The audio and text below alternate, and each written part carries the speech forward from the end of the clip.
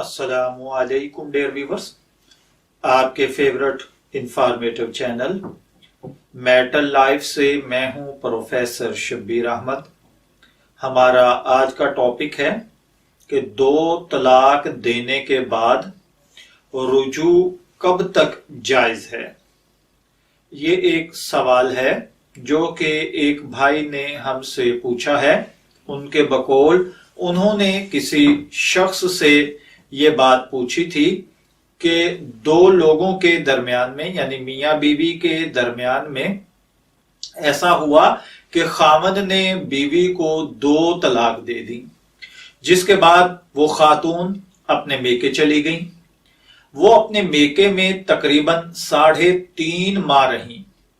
3.5 माह के बाद उनके शोहर आए और आकर कहने लगे कि मैंने 2 तलाक दी थी, 1 नहीं दी थी, इसलिए मैं इसको वापस ले जाना चाहता हूं। और वो खातून उनके साथ वापस भी आ गईं, लेकिन हुआ वो ये कहती हैं कि वो जहनी तौर पर अपने शोहर को कबूल नहीं कर रही थी, इसलिए कि वो समझती थी कि तलाक हो चुकी है। अब उन्होंने ये मसला किसी से पूछा, तो अब जिससे मसला पूछा गया उन्होंने ये कहा कि 3 माह की वजह से आप जहनी तौर पर परेशान हैं, इस वजह से अगर 2 तलाक देने से याद रखिए कि तलाक होती है या नहीं। यही सवाल पूछने का मकसद उन खातून का था। जवाब में वो मसला बताने वाले साहिब ने यह कहा कि जिस चीज को आपका जहन कबूल ना करे उसमें सुलह और मशवरे की गुंजाइश है। हालांकि ये सवाल पूछने वाले ये कहते हैं कि जहां तक मेरी मालूमात हैं उनके मुताबिक 2 मर्तबा तलाक देने से तलाक हो जाती है, लेकिन इसमें सुलह की गुंजाइश बहरहाल मौजूद रहती है। अब वो दिल की तसल्ली और तशफ़ी के लिए इसका तफसीलन जवाब जानना चाहते हैं। तो देखिए प्यारे भाइयों, उलमाए अहनाफ के नजदीक, मैं उलमाए अहनाफ का बार बार तज़किरा इसलिए करता हूं क्योंकि हमारे पाकिस्तान में कसीर तादाद में उलमाए अहनाफ हैं और ज्यादातर यहां पर बसने वाले लोग भी हनफी हैं। तो हनफी मसलक के नजदीक इस सवाल का सही जवाब यह है कि मर्द अगर 1 या 2 तलाक दे दे तो याद रखिए तलाक वाक़े हो जाती है, लेकिन शोहर को इद्दत के अंदर अंदर रुजू कर लेने का हक मुयस्सर है। अब इद्दत, तलाक याफ्ता औरत की इद्दत 3 हैज हैं। जब तक वो 3 हैज से पाक नहीं होती तो मर्द को उसके साथ रुजू का हक हासिल है। अब इस रुजू से ये नहीं होता अगर उसने 1 तलाक दी थी या 2 तलाकें दी थी तो अब ये नहीं होगा कि उसने रुजू कर लिया तो ये तलाक डिलीट हो जाएगी, बल्कि ये 2 तलाकें अपनी जगह पर मौजूद रहेंगी और इसके पास नेक्स्ट टाइम देने के लिए सिर्फ 1 ऑप्शन बचा है। अल्लाह ताला इससे महफूज रखे कि इंसान इस ऑप्शन को दोबारा इस्तेमाल करे।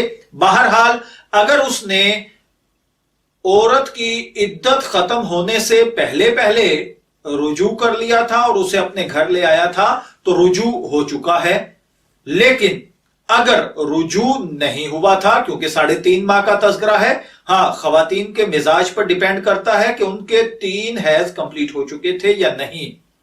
तो अगर 3 हैज कंप्लीट हो चुके थे तो अब रुजू की गुंजाइश नहीं थी, सुलह और मसलहत हो सकती थी, वो भी इस सिचुएशन में कि अब इनको दोबारा निकाह करना पड़ेगा।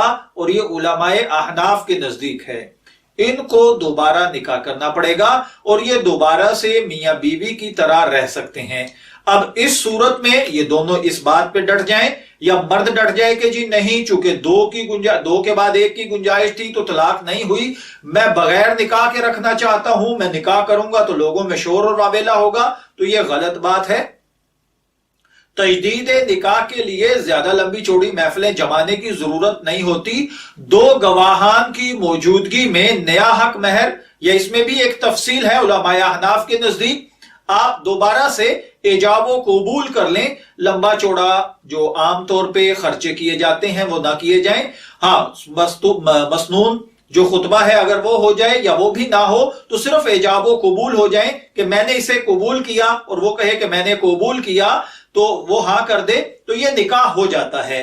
تو اس کی بھی ڈیٹیل آپ اپنے قریب موجود علماء سے پوچھ سکتے ہیں، میری بات پر بے شک نہ جائیے، قریب علماء یا مفتیان کرام سے آپ اس مسئلے کے اوپر بات کریں اور پوری بات علماء کے سامنے رکھ کے پھر ان سے رائے مانگا کریں۔ البتہ جو صورتحال بتائی گئی ہے، اگر حیض پورے ہو چکے تھے تو اب ان کو دوبارہ نکاح کرنا چاہیے تھا، بغیر نکاح کے ان کا رہنا آباد ہونا جائز نہیں ہے۔